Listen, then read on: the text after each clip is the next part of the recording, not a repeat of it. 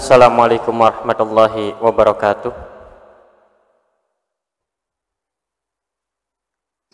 Alhamdulillah, alhamdulillahi hamdan katsiran thayyiban mubarakan fih, mubarakan alaina kama yuhibbu rabbuna wa yarda. Asyhadu an la ilaha illallah wahdahu la syarikalah, wa asyhadu anna Muhammadan abduhu wa rasuluh sallallahu alaihi wa ala alihi wa ashabihi wa tabi'in wa tabi'it tabi'in wa man tabi'ahum bi ihsanin ila yaumiddin. Qala Allah tabaraka wa ta'ala fi kitabihil karim, ya ayyuhalladzina amanu taqullaha haqqa tuqatih wa la tamutunna illa wa antum muslimun, amma ba'd. Alhamdulillah, kita melanjutkan pelajaran kita dalam pembahasan kitab At-Tauhid Linnasyi'a wal Mubtadi'in.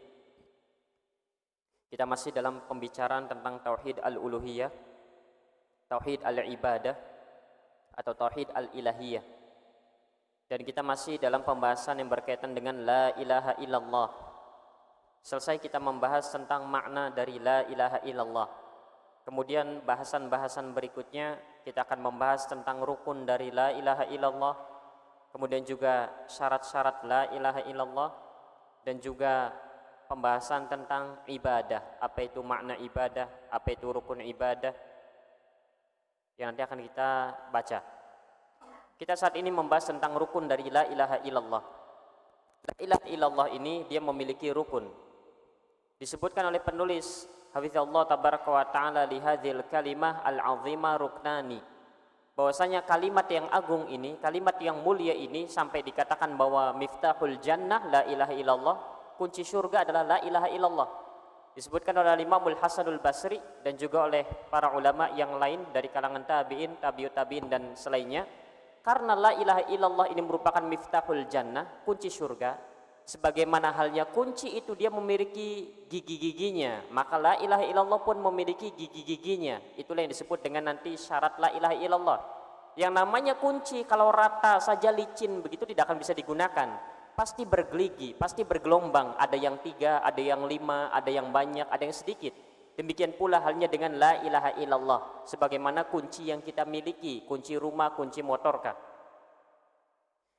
Kalimat la ilaha illallah ini pertama dia memiliki 2 rukun, sehingga orang yang mengucapkan la ilaha illallah, seorang yang kemudian berzikir dengan kalimat yang agung la ilaha illallah, maka dia harus memenuhi 2 rukun ini. Apa itu? Huma an-nafyu wal isbat, yaitu yang pertama an-nafyu peniadaan, yang kedua al-isbat penetapan. Faruknul awal, maka rukun yang pertama yaitu an-nafyu peniadaan, yang mana an-nafyu ini merupakan rukun dari la ilaha illallah, itu terdapat pada kata yang pertama yaitu la ilaha. La ilaha illallah ini sebuah kalimat. Kalimat ini terbagi menjadi 2 bagian. Bagian yang pertama la ilaha, bagian yang kedua illallah. La ilaha itulah yang disebut dengan an-nafyu. La ilaha tiada Tuhan. La ilaha tidak ada sesembahan yang berhak untuk disembah dengan benar. Itulah yang disebut dengan peniadaan an-nafyu, dan ini merupakan rukun yang pertama dari la ilaha illallah. Sehingga konsekuensi dari la ilaha illallah yang pertama adalah seorang muslim yang dia mengucapkan dengan lisannya dan juga dengan kehadiran hatinya la ilaha illallah, maka sudah menjadi keharusan dia harus meniadakan sesembahan-sembahan lain selain Allah. Dia harus meniadakan Tuhan-Tuhan lain yang diibadahi selain Allah tabaraka wa ta'ala. Harus dia tiadakan itu, baik dengan lisan ataukah dengan hatinya, dan juga harus dibuktikan dengan amal anggota badan bahwa dia tidak meminta kepada selain Allah, bahwa dia tidak menjadikan selain Allah tabaraka wa ta'ala sebagai ilah, sebagai Tuhan. La ilaha wa huwa nafyul ibadah amma siwallah. Kalimat la ilaha ini yang diterjemahkan tiada Tuhan, tidak ada sesembahan yang berhak untuk disembah, tidak ada satupun zat yang berhak untuk diibadahi dengan benar. Itu makna-maknanya. La ilaha ini menunjukkan peniadaan. Peniadaan akan ilah-ilah lain selain Allah. Peniadaan Tuhan-Tuhan lain selain Allah. Apa maknanya? Bahwasanya seorang hamba itu dia menafikan ibadah kepada selain Allah. Dia menafikan berdoa kepada selain Allah. Dia menafikan meminta kepada selain Allah. Dia menafikan sujud kepada selain Allah, di mana dia meminta, berdoa, sujud hanya untuk Allah tabaraka wa ta'ala saja. Wa ibtalu syirk, dan membatalkan kesyirikan. Wa wujubul kufri bi kulli ma yu'badu min dunillah, dan juga wajibnya untuk mengingkari segala sesuatu yang diibadahi selain Allah. Ini merupakan konsekuensi dari ucapan la ilaha illallah. Mesti mengingkari, mesti ada pengingkaran kepada sembahan-sembahan selain Allah tabaraka wa taala. Sehingga aneh seorang itu kalau ada seorang muslim yang kemudian dia mengucapkan la ilaha illallah, yang dia berzikir dengan la ilaha illallah, namun dia tidak mengingkari adanya kesyirikan-kesyirikan, Tuhan-Tuhan, sembahan-sembahan selain Allah, maka dipertanyakan ucapan la ilaha illallahnya. Bisa jadi dia tidak mengerti maknanya, bisa jadi dia tidak paham konsekuensinya, sehingga harus diingatkan bahwa konsekuensi dari la ilaha illallah, makna yang terkandung dari la ilaha illallah adalah harus mengingkari ini, mengingkari sembahan-sembahan selain Allah. Sehingga seorang muslim yang mengucapkan la ilaha illallah, dia akan cemburu manakala kemudian Allah tabaraka wa taala disekutui, manakala Allah tabaraka wa taala diduakan. Ketika ada orang-orang yang meminta kepada selain Allah, dia marah, dia jengkel, dia cemburu. Bagaimana caranya agar tidak terjadi kemungkaran semacam ini? Dan itu merupakan konsekuensi dari la ilaha illallah. Maka yang pertama, la ilaha, meniadakan peribadahan untuk selain Allah tabaraka wa taala, meniadakan ilah-ilah selain Allah tabaraka wa taala, mengingkari sembahan-sembahan lain selain Allah tabaraka wa taala. Dan ini letak utamanya di hati, letak utamanya di hati, bukan hanya di lisan saja. Wa ruknu tsani, kemudian rukun yang kedua, illallah, kecuali hanya Allah tabaraka wa taala. Bagian yang kedua ini dari ucapan la ilaha illallah, illallah tempatnya, maka illallah ini merupakan rukun yang kedua. Apa itu? Al-isbat, penetapan. Apa maknanya? Wa huwa isbatul ibadati lillahi wahdah. Artinya seorang hamba dia menetapkan bahwa segala jenis ibadah ini hanya diperuntukkan hanya untuk Allah tabaraka wa taala semata, dengan beraneka ragam bentuk ibadahnya yang nanti akan disebutkan. Karena namanya ibadah bukan hanya sekedar sujud saja, karena namanya ibadah bukan hanya membaca Al-Quran saja, karena namanya ibadah bukan hanya diam di masjid saja dengan melakukan amalan-amalan saja, bukan. Namun semua ibadah, semua jenis ibadah hanya diperuntukkan untuk Allah tabaraka wa taala. Maka ini merupakan makna dari rukun yang kedua, illallah, menetapkan bahwa peribadahan ini hanya dipersembahkan untuk Allah tabaraka wa taala semata. Bukan hanya menetapkan, bukan hanya dia tidak melakukan kesyirikan, namun dia yakin seyakin-yakinnya bahwa yang pantas untuk menerima ibadah ini hanyalah Allah semata. Bahwa dia yakin seyakin-yakinnya bahwa ibadah yang kita lakukan ini hanya layak diberikan untuk Allah dan kepada Allah. Wa ifraduhu subhanahu bijami'i anwa'il ibadah, dan mengesahkan Allah subhanahu wa ta'ala dengan berbagai macam ibadah. Baik, sehingga ini merupakan dua rukun la ilaha illallah, yaitu yang pertama penafian, yang kedua penetapan.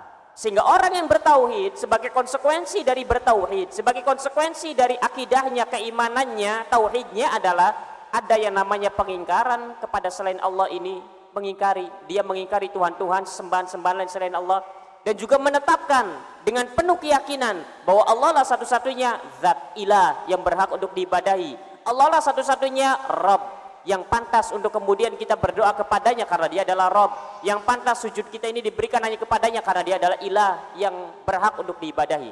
Sehingga dua ini merupakan konsekuensi dari la ilaha illallah. Sehingga tidak bisa untuk kemudian seorang muslim yang dia mengaku mentauhidkan Allah, yang dia mengaku la ilaha illallah, kemudian dia duduk bareng bermesraan dengan orang-orang yang menyekutukan Allah. Tidak bisa saling berkasih sayang, berlemah lembut tanpa ada pengingkaran dalam kolbunya, maka tidak bisa. Maka orang ini dipertanyakan keimanannya, dipertanyakan tauhidnya.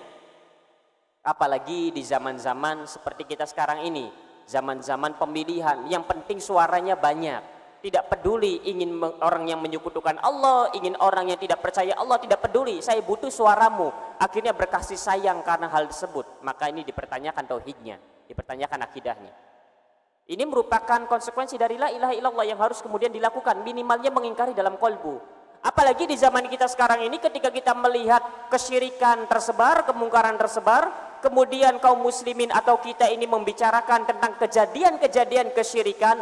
Di sebelah sana ada yang menyekutukan Allah dengan bentuk begini, begini, begini. Di sebelah sana ada yang melakukan kesyirikan dalam bentuk begini, begini, begini. Kemudian seorang muslim yang dia mengaku bahwa dirinya adalah seorang ahli tauhid, seorang ahli la ilaha illallah, membicarakan kemungkaran-kemungkaran semacam ini dengan penuh kebahagiaan. Ini aneh. Kok bisa membicarakan kesyirikan sambil tertawa cengenges-cengengesan, membicarakan tentang keadaan kaum muslimin yang terjatuh ke dalam kesyirikan, dalam keadaan mereka tidak mengetahui bahwa itu adalah kesyirikan, dalam keadaan berbahagia, bergembira, tertawa, sambil mengejek, sambil merendahkan, menghinakan, menyindir, maka ini ada sesuatu dalam kalbunya. Harusnya mengingkari, harusnya cemburu, harusnya tidak suka, menampakkan wajah tak menerima, menampakkan wajah tak ridha terhadap semua itu. Maka ini merupakan konsekuensi dari la ilaha illallah. Wadalilu ala zalika, dan dalil yang menunjukkan akan hal tersebut bahwasanya la ilaha illallah ini memiliki dua rukun, yaitu an-nafi wal isbat, peniadaan dan juga penetapan. Peniadaan akan adanya Tuhan-Tuhan yang berhak diibadahi selain hanya Allah tabaraka wa taala saja, dan penetapan bahwasanya Allah lah satu-satunya ilahun hak tersebut. Dalilnya adalah firman Allah tabaraka wa taala dalam surat Al-Baqarah ayat 256. Faman yakfur bit-taghut wa yu'min billahi faqad istamsaka bil urwatil wuthqa. Allah tabaraka wa taala berfirman, faman yakfur bit-taghut, siapa yang mengingkari, yang mengkufuri taghut. Apa itu taghut? Segala sesuatu yang disembah selain Allah tabaraka wa taala, itulah taghut. Kalau ada orang yang sujud kepada pohon, maka pohon itu disebut taghut. Kalau ada orang yang minta kepada syaitan, maka syaitan itu disebut taghut. Kalau ada orang yang minta kepada patung, minta barokah, minta kelancaran rezeki kepada patung, maka patung itu disebut dengan taghut. Apa itu taghut? Sembahan-sembahan selain Allah tabaraka wa taala dan dia ridho untuk disembah. Adapun sembahan-sembahan selain Allah dan dia tidak ridho, maka dia bukan taghut. Ada orang-orang Nasara yang menyembah Isa alaihissalatu wassalam. Isa bukan taghut karena Isa tidak ridho disembah. Ada orang-orang di zaman Nabiullah Musa yang menyembah Fir'aun. Fir'aun ridho, bahkan mengajak orang-orang untuk menyembah dirinya. Maka Fir'aun disebut taghut. Inilah yang disebut dengan taghut. Segala sesembahan selain Allah dan dia pun ridho untuk disembah. Siapa yang mengingkari taghut? Mengingkari. Ketika ada hal-hal semacam ini, dia mengingkari, dia benci, dia cemburu, dia tidak ingin ada yang semacam ini. Dia tidak ingin melihat kemungkaran semacam ini. Siapa yang mengingkari? Wa yu'min billah, dan beriman kepada Allah tabaraka wa taala, maka faman yakfur bitaghut, ini nafyu, peniadaan, pengingkaran. Wa yu'min billah, ini isbat, iman kepada Allah tabaraka wa taala, faqad istamsaka bil urwatil wuthqa, maka sungguh dia telah berpegang teguh dengan tali Allah, yaitu la ilaha illallah. Kemudian Syekh Hafizallah tabaraka wa taala mengatakan faqauluhu faman yakfur bitaghut, firman Allah tabaraka wa taala, siapa yang mengingkari taghut, sesembahan-sembahan selain Allah, makna ruknil awal, maka inilah makna rukun yang pertama, yaitu an-nafyu, yaitu la ilaha, tidak ada ilah, tidak ada sembahan-sembahan yang berhak untuk disembah. Wa qauluhu wa yu'min billah, dan firman Allah tabaraka wa taala yang berbunyi wa yu'min billah, dan dia beriman kepada Allah, huwa makna rukun tsani illallah. Ini merupakan makna dari rukun yang kedua, yaitu al-isbat illallah. Maka ayat yang mulia ini menjadikan dalil bahwa la ilaha illallah memiliki dua rukun. Di samping pada kalimat la ilaha illallahnya sendiri terdapat dua rukun, la ilaha dan illallah, an-nafyu wal isbat. Dan ayat ini pun menjadi penguat, menjadi dalil bahwa la ilaha illallah itu memiliki dua rukun yang harus terpenuhi. Sehingga menjadi konsekuensi bagi orang-orang yang benar-benar meyakini dengan lisannya, kemudian dia ucapkan la ilaha illallah, harus ada pengingkaran itu. Dan juga dia yakin seyakin-yakinnya bahwa ilahun hak hanyalah Allah tabaraka wa taala. Baik, sehingga ini bukan hanya sekedar teori saja, ini benar-benar hadir dalam qalbu kita. Benar-benar kita yakin seyakin-yakinnya bahwa Allah tabaraka wa taala adalah satu-satunya zat yang berhak untuk kemudian kita sujud kepadanya, untuk kemudian kita meminta kepada Allah tabaraka wa taala. Dan kita pun mengingkari sembahan-sembahan lain selain Allah tabaraka wa taala. Kita benci, tak suka, tak rela, tak ridho ketika melihat Allah tabaraka wa taala diduakan dengan berbagai bentuk ibadahnya. Di sana ada yang memotong sembelihan untuk selain Allah tabaraka wa taala. Ini merupakan menyelisih konsekuensi la ilaha illallah. Tandanya di sana ada orang-orang meyakini bahwa dapat mendatangkan manfaat dan mudarat selain Allah, yaitu orang bangsa jin ini, syaitan-syaitan ini. Orang mukmin, orang yang berakidah, bertauhid dengan benar, maka dia tidak suka melihat hal semacam ini, tidak ridho. Bukan malah membicarakannya sambil tertawa-tertawa, bukan sambil cengenges membicarakan hal tersebut, bukan. Ini yang pertama dari pembahasan rukun la ilaha illallah. Kemudian pembahasan berikutnya, syarat la ilaha illallah. Bahwa la ilaha illallah ini ada syarat-syarat yang harus terpenuhi. Sehingga seorang ketika mengucapkan berzikir dengan lisannya la ilaha illallah, la ilaha illallah, dia harus paham tentang rukun dari la ilaha illallah. Dan dia harus mengerti syarat-syarat dari la ilaha illallah. dan dia harus menjalankan konsekuensi dari rukun dan syarat la ilaha illallah tersebut. Jangan sampai dia mengucapkan la ilaha illallah berharap agar masuk surga dengan kalimat yang agung la ilaha illallah, dia berharap agar menutup kehidupannya dengan kalimat la ilaha illallah, namun dia tidak memahami rukun la ilaha illallah dan syarat la ilaha illallah, namun dia menyelisih konsekuensi dari la ilaha illallah itu sendiri karena tidak memahami rukun dan syaratnya. Dia merasa bahwa yang namanya la ilaha illallah hanya sekedar ucapan belaka tanpa adanya pengingkaran. Dia berpikir merasa bahwa la ilaha illallah hanya sekedar diucapkan di lisan sekian ribu kali cukup, menjadi modalnya untuk bisa kemudian menutup akhir dari kehidupannya dengan ucapan la ilaha illallah, namun perbuatan menyelisih kalimat la ilaha illallah. Maka perlu untuk mengetahui rukun dan syaratnya. La budda fi syahadati an la ilaha illallah min sab'ati syurutin, bahwasanya syahadat la ilaha illallah ini mesti terpenuhi 7 syaratnya. La ilaha illallah memiliki syarat, sebagaimana sholat itu ada syarat dan rukunnya. Sholat ada syarat dan rukunnya, puasa ada syarat dan rukunnya, haji ada syarat dan rukunnya. Manakala rukun tersebut tak terpenuhi, sholatnya tidak sah. Manakala syarat sholat tak terpenuhi, maka sholatnya tidak sah. Begitu pula la ilaha illallah. Manakala rukun dan syaratnya tak terpenuhi satu saja, maka ucapan la ilaha illallah tidak sah, dan tidak, maksud tidak sah di sini adalah tidak memberikan manfaat kepada orang yang mengucapkannya. La tanfa'u qailuha ila bijtima'iha.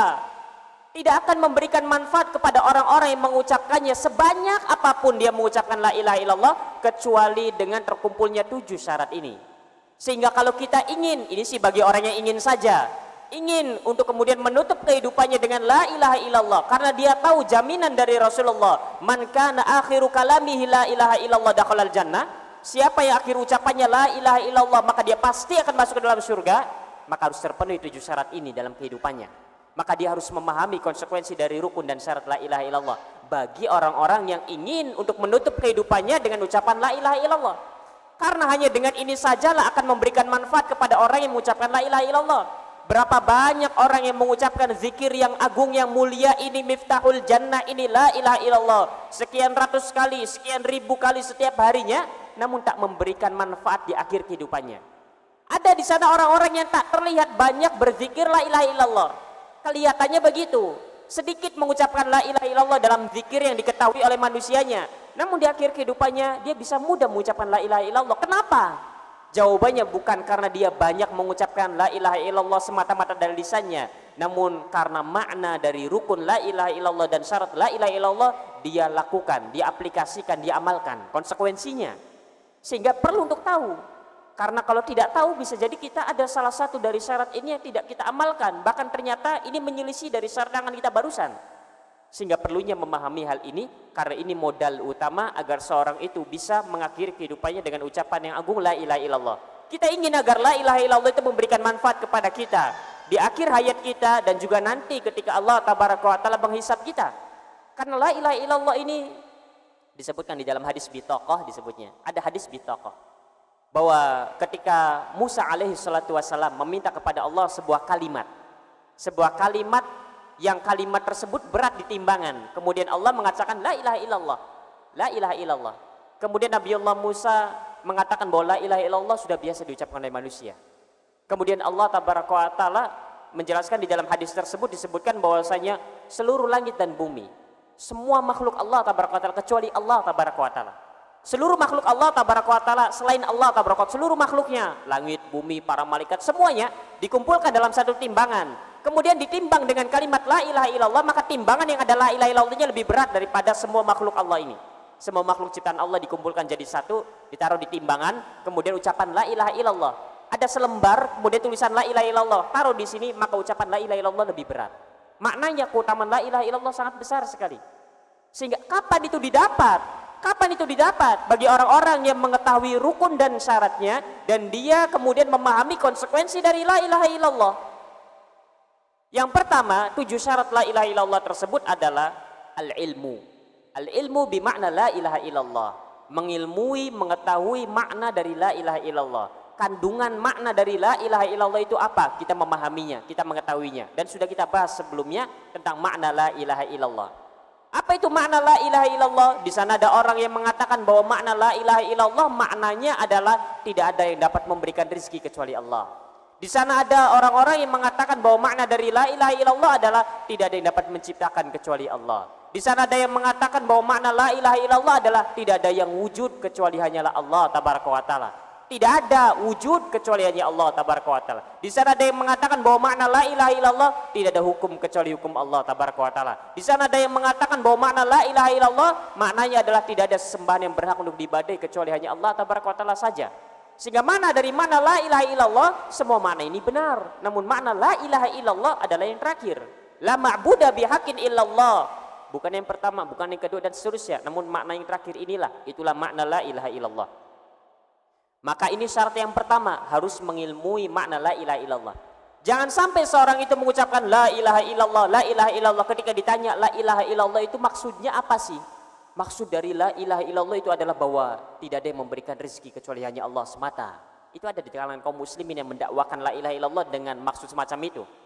Apa makna la ilaha illallah? La ilaha illallah itu maksudnya adalah bahwa seorang muslim meyakini tidak ada sang pencipta kecuali hanya Allah satu-satunya sang pencipta. Tidak ada yang memberikan rezeki kecuali hanya Allah lah satu-satunya pemberi rezeki. Makna ini benar, tapi bukan ini makna la ilaha illallah. Oh, kalau begitu kamu mengingkari bahwa Allah yang menciptakan. Bukan itunya. Tapi ketika Anda memasangkan kalimat-kalimat ini bahwa ini merupakan maksud dari la ilaha illallah, ini keliru. Ini keliru. Kenapa kok keliru? Karena orang-orang musyrikin, orang-orang kafirin, orang-orang jahiliyah yang diperangi oleh Rasulullah SAW, mereka meyakini akan hal ini. Kalaulah Rasulullah mendakwakan la ilaha illallah, kalaulah orang yang didakwakannya itu sudah mengerti makna la ilaha illallah, yaitu Allah yang memberikan rezeki, Allah yang menciptakan, ya pasti akan diterima. Karena mereka berbeda tentang makna dari la ilaha illallah dan mereka memahami makna la ilaha illallah, makanya adanya peperangan. Rasulullah meyakini Allah yang menciptakan, Allah yang memberikan rezeki, Allah yang mengatur alam semesta satu-satunya. Orang-orang musyrikin pun sama, keyakinannya sama, sebagaimana yang Allah tabaraka wa taala sebutkan dalam ayatnya. Kalaulah makna la ilaha illallah adalah itu, ya sudah akan diterima dengan baik oleh orang-orang musyrikin dan Arab jahiliyah saat itu. Namun kenapa kok ditolak? Karena bukan itu maknanya. Maknanya adalah mereka harus meninggalkan patung-patung yang mereka buat. Maknanya adalah mereka harus meninggalkan sembahan-sembahan selain Allah. Padahal mereka yakin Allah yang memberikan rezeki. Padahal mereka yakin Allah yang menciptakan. Mereka tahu itu. Sehingga makna la ilaha illallah adalah tidak ada ilah yang berhak untuk diibadahi dengan benar kecuali hanya Allah. Itulah makna la ilaha illallah. Maka syarat yang pertama harus mengilmui tentang makna dan kandungan dari la ilaha illallah. Kama qala ta'ala, dalilnya syarat yang pertama, bahwa syarat pertama dari la ilaha illallah adalah mengilmui makna la ilaha illallah. Firman Allah tabaraka wa ta'ala dalam surat Muhammad ayat 19, fa'lam annahu la ilaha illallah, maka ilmuilah, maka ketahuilah bahwasanya tidak ada ilah yang berhak untuk diibadahi dengan benar kecuali hanya Allah tabaraka wa taala. Di dalam surat Muhammad ayat 19 ini Allah menggunakan kalimat fa'lam, maka ketahuilah, maka ilmuilah. Sehingga syarat yang pertama adalah kita mengilmui, mengetahui makna kandungan dari la ilaha illallah. Kemudian yang kedua, di antara syarat la ilaha illallah, dari 7 syarat la ilaha illallah, yang kedua adalah al-yaqin. Al-yaqin. Bukan hanya sekedar tahu mengilmui, bukan hanya tahu ilmunya bahwa makna la ilaha illallah adalah tidak ada Tuhan yang berhak untuk diibadahi dengan benar kecuali Allah, tidak ada ilah yang berhak untuk disembah kecuali Allah, tidak ada sembahan yang berhak untuk diibadahi dengan benar kecuali hanya Allah. Bukan hanya sekedar kalimat-kalimat itu, bukan hanya sekedar teori-teori itu. Yang kedua pun yakin. Tatkala dia mengucapkan itu, dia benar-benar yakin dalam hatinya bahwa benar-benar tidak ada ilah selain Allah tabaraka wa taala, tidak ada sembahan-sembahan yang berhak untuk dibadahi dengan benar kecuali hanya Allah. Sehingga inilah yang sering kita ulang-ulang, tatkala beribadah, hadirkan keyakinan ini pertama kali. Hadirkan pertama kali, yakin dulu bahwa Allah lah memang satu-satunya ilah yang berhak untuk dipersembahkan semua ibadah ini kepadanya. Tinggal bagaimana cara melatih hadirnya keyakinan. Itu saja yang kemudian harus kita latih. Al-yakin an yakuna qailuhuma mustaqinan bima tadullu alaih. Apa maknanya? Bahwasanya orang yang mengucapkan 2 kalimat syahadat itu, dia benar-benar yakin dari apa yang menjadi konsekuensi dari kalimat la ilaha illallah. Bukan hanya sekedar ucapan la ilaha illallah saja namun tidak ada keyakinan dalam hati. bahwa Allah lah satu-satunya tempat meminta, bahwa Allah lah satu-satunya tempat bergantung, bahwa Allah lah satu-satunya zat yang pantas ibadah kita ini dipersembahkan hanya untuknya. Namun benar-benar yakin. Fa in kana syakan murtaban bima tadullu alaih lam tanfa'hu. Kalau seorang muslim itu, seorang mukmin itu, dia ragu akan kandungan dari la ilaha illallah, maka tidak akan memberikan manfaat ucapan la ilaha illallah itu. Kenapa doa kita tidak dikabul oleh Allah? Benar-benar tidak dikabul, bukan pengabulannya ditunda, bukan, benar-benar tidak dikabul tatkala doa kepada Allah, karena kurangnya yakin kita kepada Allah, karena kita ragu, kita minta kepada Allah hanya formalitas saja, tidak menghadirkan bahwa Allah satu-satunya zat yang pasti mengabulkan doa kita, bahwa kita ini memang hanya meminta kepada Allah tabaraka wa ta'ala saja. Kurangnya keyakinan kita kepada Allah tabaraka wa ta'ala, dan ini merupakan konsekuensi dari la ilaha illallah, itulah yang menyebabkan doa kita tak kunjung dikabulkan. Bukan karena Allah tak mendengar doa kita, Allah mendengar. Bukan karena doa kita ditangguhkan, iya benar, di antara pengabulan doa adalah Allah menangguhkan pengabulan doa tersebut. Namun banyak dari doa kita yang benar-benar tidak dikabulkan oleh Allah tabaraka wa ta'ala, padahal doanya benar, padahal doanya tidak menyelisih syariat, karena kurangnya keyakinan kita. Kenapa jalan keluar itu tak kunjung datang di tengah problematika hidup yang kita sedang hadapi? Karena kurang yakinnya kita kepada Allah tabaraka wa ta'ala, bahwa Allah tabaraka wa ta'ala ilahun haq. Kurangnya tempat bergantung kita, yakinnya bahwa Allah satu-satunya tempat bergantung, Allah adalah as-samad, tempat bergantung, bahwasanya tidak ada tempat bergantung lain kecuali hanya Allah. Karena kurang yakinnya kita terhadap hal-hal yang semacam inilah yang kemudian menyebabkan lam tanfa'hu, tidak bermanfaat kandungan dari la ilaha illallah itu pun. Qala ta'ala, Allah tabaraka wa ta'ala berfirman dalam surat Al-Hujurat ayat 15, innamal mu'minuna alladzina amanu billahi wa rasuli tsumma lam yartabu. Sesungguhnya orang-orang yang beriman adalah orang-orang yang beriman kepada Allah dan Rasulnya, dan mereka tidak ragu sedikit pun kepada Allah dan Rasulnya. Sehingga menumbuhkan keyakinan inilah yang harus kita upayakan. Bagaimana cara menumbuhkannya? Agar benar-benar bergantung hanya kepada Allah, agar benar-benar yakin tatkala berdoa bahwa Allah lah satu-satunya zat yang pantas untuk diminta, dan yakin Allah lah memang satu-satunya yang layak untuk diminta dan pasti memberi, bahwa yang namanya jalan keluar hanya datang dari Allah, yang bisa memberikan manfaat hanya Allah, yang dapat mencegah dari mudarat hanya Allah. Keyakinan itu yang mesti ditumbuhkan, karena itu merupakan konsekuensi dari syarat la ilaha illallah. Manakala seorang ragu meminta, kalau hanya meminta, bagaimana si fulan itu bisa membantu?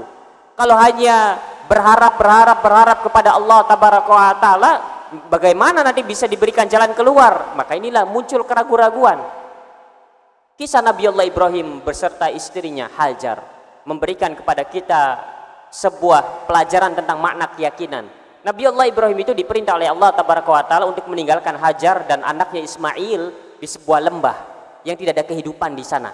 Tidak ada kehidupan di sana, yang sekarang menjadi negeri Makkah, yang sekarang ada Masjidil Haram. Itu awalnya adalah negeri gersang, tidak ada seorang pun yang tinggal di sana. Tidak ada seorang pun yang tinggal di sana. Allah tabaraka wa ta'ala memerintahkan Nabi Allah Ibrahim untuk meninggalkan istri dan anaknya yang masih bayi di sana dengan perbekalan seadanya.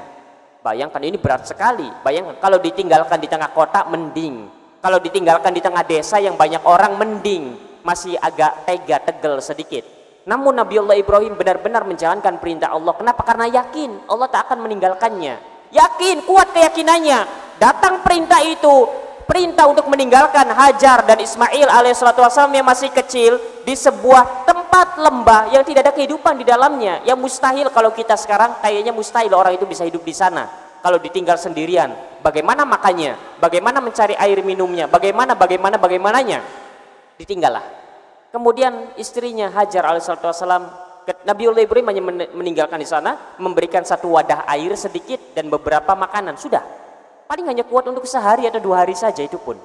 Setelah itu Nabi Allah Ibrahim tanpa omong-omong langsung pergi meninggalkan.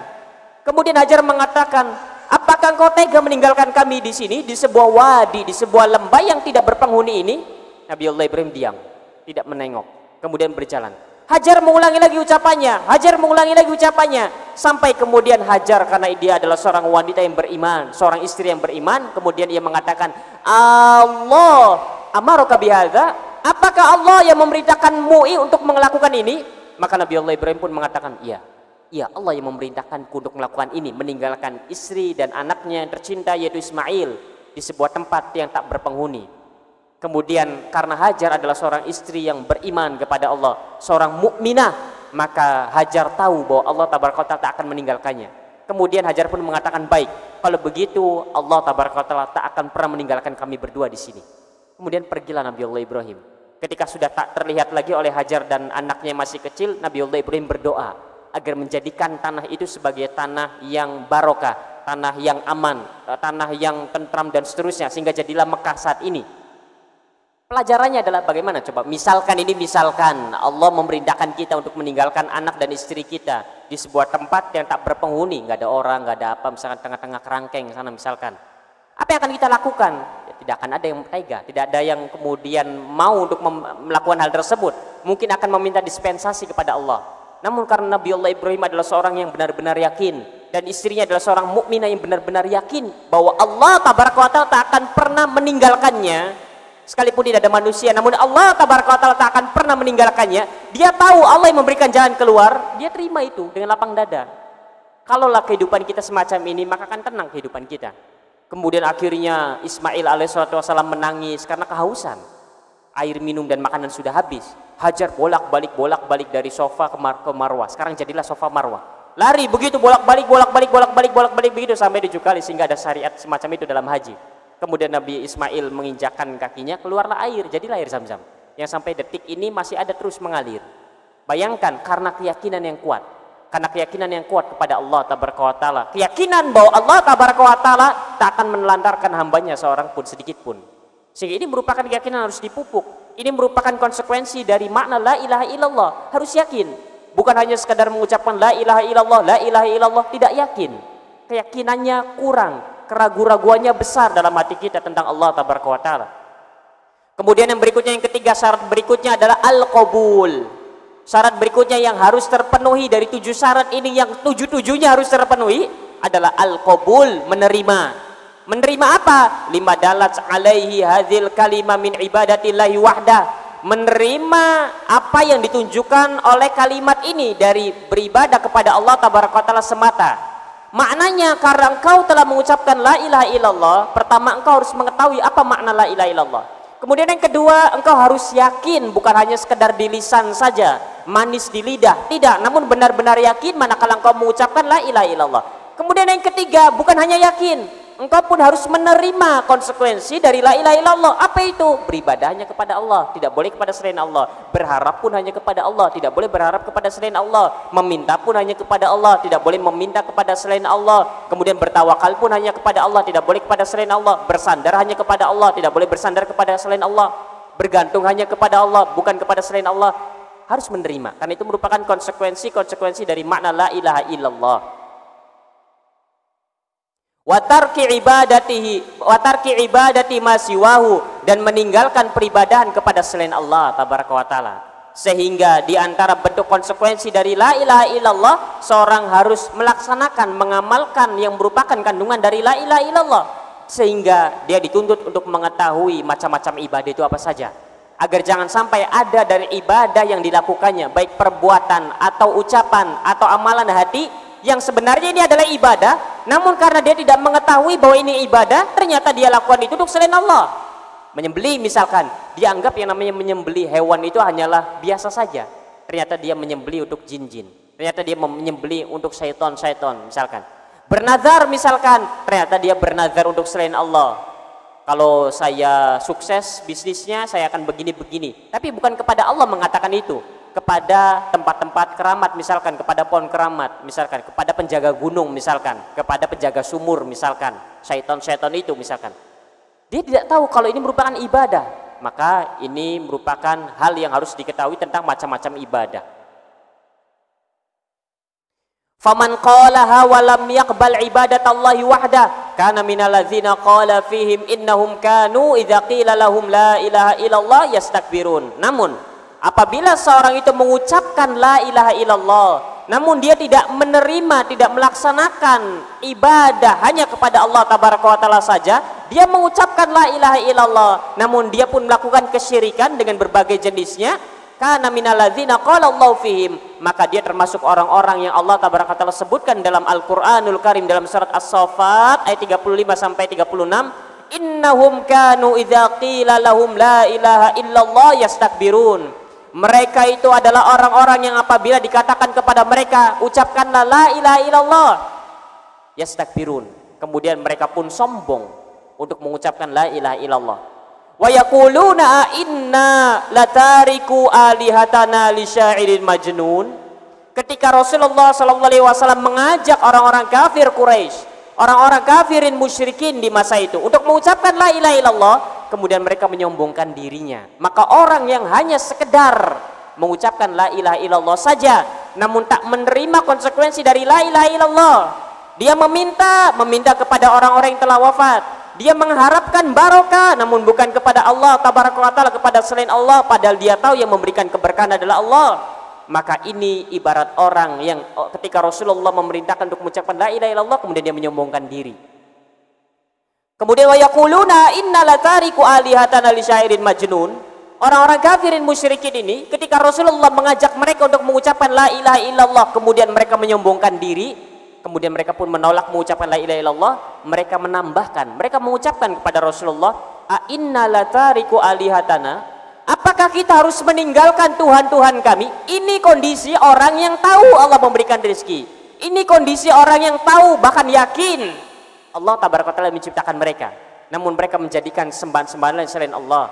Mereka beribadah kepada Allah dan mereka pun beribadah kepada selain Allah. Ketika diajak untuk mengucapkan la ilaha illallah, orang-orang kafirin musyrikin di masa itu mengatakan, apakah kami harus meninggalkan sembahan-sembahan yang banyak ini li syairin majnun?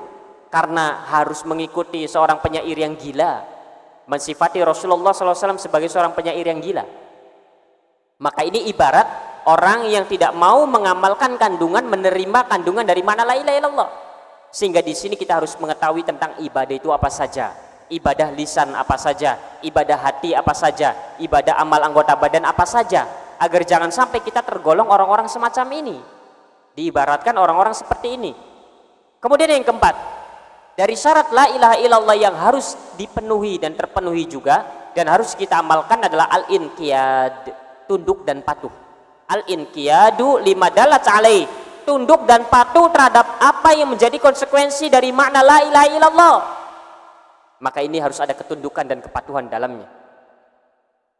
Qala ta'ala, Allah tabaraka ta'ala berfirman di dalam surat Luqman ayat 22, wa man yuslim wajhahu ilallah, dan siapa yang menyerahkan dirinya kepada Allah tabaraka taala semata, wa huwa muhsinun, dan dia pun berbuat baik, faqad istamsaka bil urwatil wuthqa, maka sungguh dia telah berpegang teguh dengan tali Allah yang kuat, yaitu la ilaha illallah.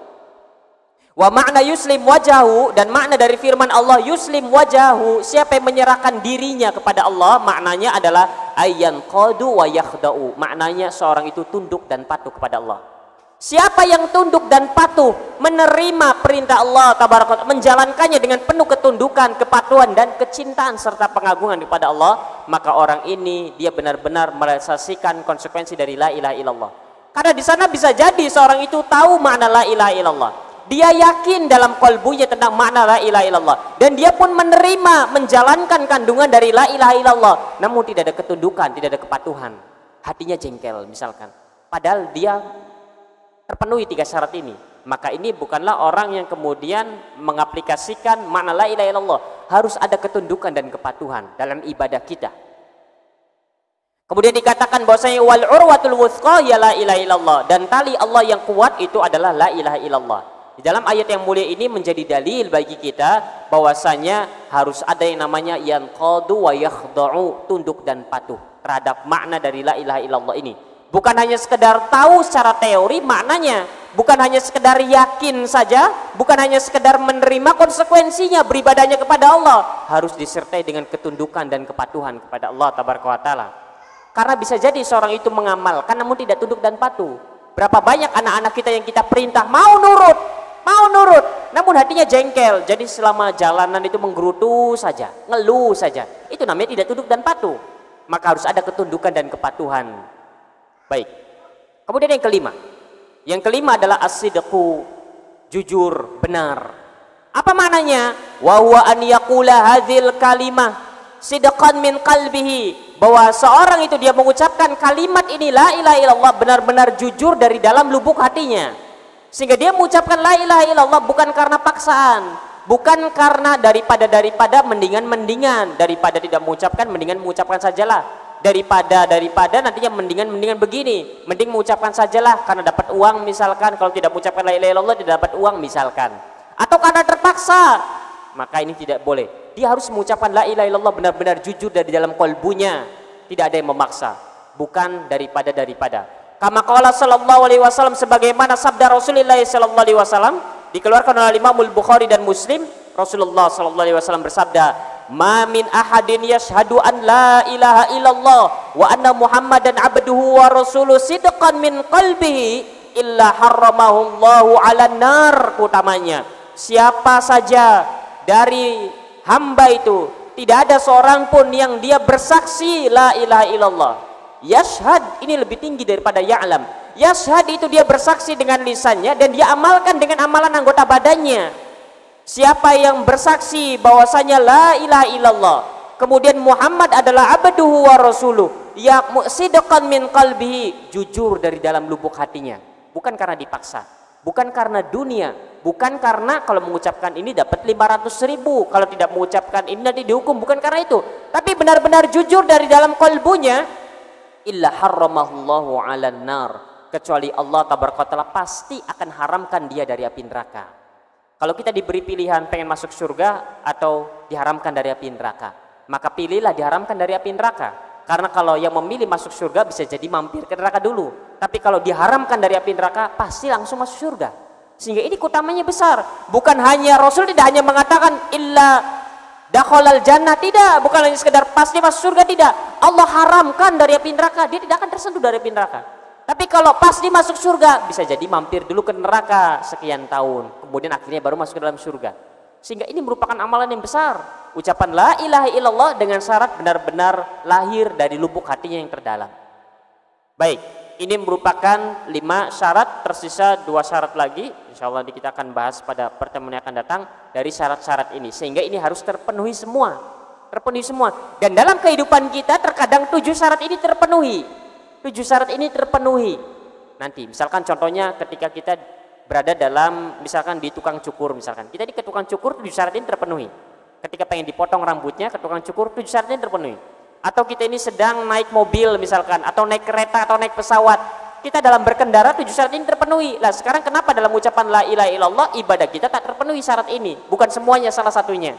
Sehingga nanti akan kita berikan apa bentuk-bentuknya, wallahu taala alam bisawab, agar kemudian bermanfaat ucapan la ilaha illallah kita.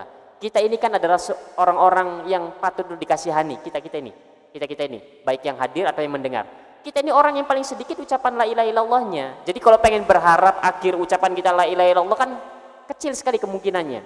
Kalau kita melihat kaum muslimin yang lain, ada yang mengucapkan la ilaha illallah 1000, ada yang mengucapkan la ilaha illallah 10.000. Kita sehari ada tidak yang mengucapkan 100 hari ini?